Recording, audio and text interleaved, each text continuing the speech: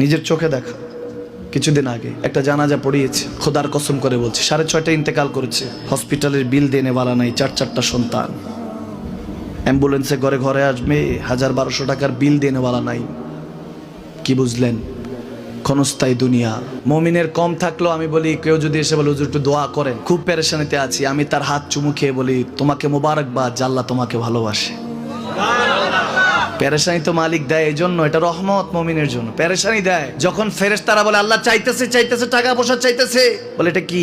বলে ফাসেক, দে বিদায় কর, বিদায় কর। তার চাওয়া আছে, বিরক্ত লাগে, বিদায় কর, কি লাগে দে।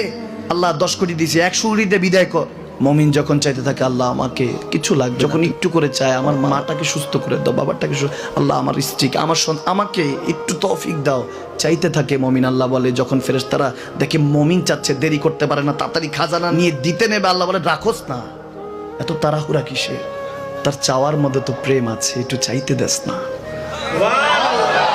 থাকুক না মুমিন আর একটু পেরেশান, থাকুক না, থাকতে দেস না, একটু থাক, একটু থাক। পেরেশানিতে রেখে আল্লাহ মজা নেয়, মহব্বত নেয়, মুমিনের অন্তর থেকে খুশবু নেয়। আল্লাহর বড় মায়া, মুমিন যখন চায় আল্লাহ তখন মায়ার নজর নিয়ে তাকায়, হায় হায় আমার বান্দা, সুবহানাল্লাহ।